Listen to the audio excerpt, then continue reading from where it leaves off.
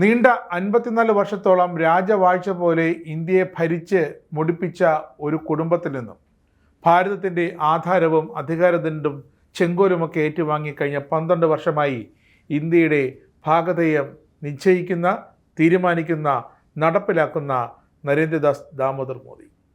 ഒരിക്കൽ ചായക്കടക്കാരനായിരുന്ന ആ മനുഷ്യനും അദ്ദേഹത്തിൻ്റെ സ്വപ്നങ്ങളും ഇതാ ലോകം കീഴടക്കുകയാണ്. വന്ദേ മാതരം പോലെ വന്ദേ ഭാരതും.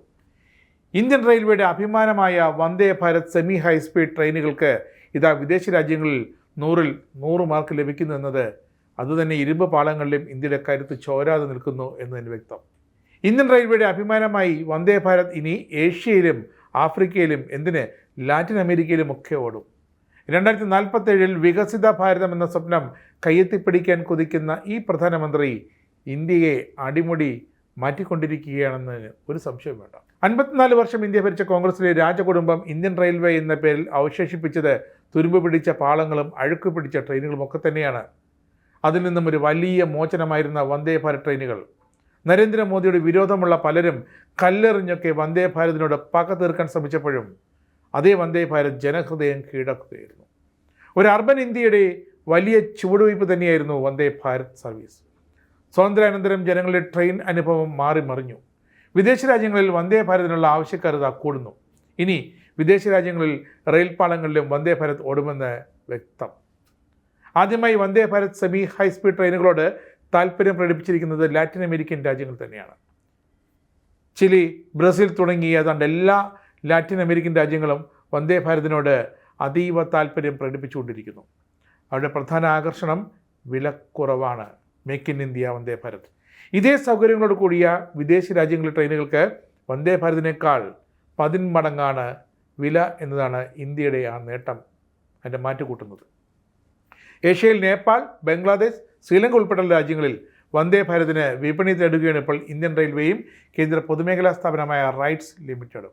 ഇതിനു പുറമെ ആഫ്രിക്കൻ രാജ്യങ്ങളും വന്ദേ ഭാരതിനോട് അനുകൂലമായ നിലപാടാണ് ഇപ്പോൾ എടുക്കുന്നത്.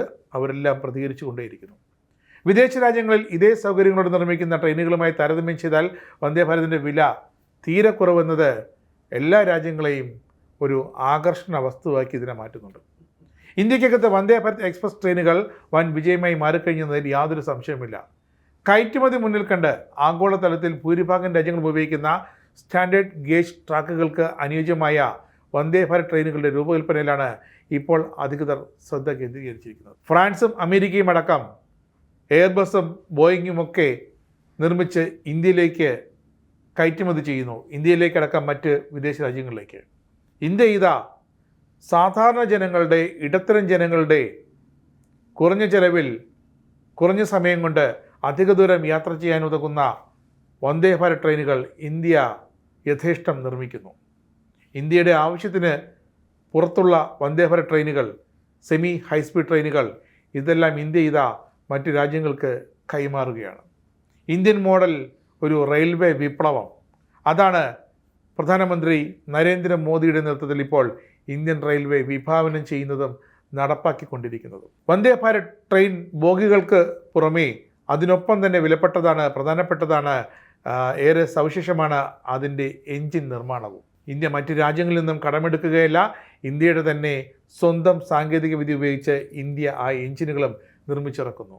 അങ്ങനെ ഇന്ത്യൻ വന്ദേ ഭാരതിൻ്റെ പെരുമയും പുകളുമൊക്കെ ഇതാ ആഫ്രിക്കൻ രാജ്യങ്ങളിലും ലാറ്റിൻ അമേരിക്കൻ രാജ്യങ്ങളിലുമൊക്കെ ചെന്നെത്താൻ പോകുകയാണ്. അധികം താമസിയാതെ വന്ദേ ഭാരത് ലോകത്തെമ്പാടും ഒരു പ്രത്യേക ഇന്ത്യൻ ബ്രാൻഡായി മാറും. Make in India Vande Bharat.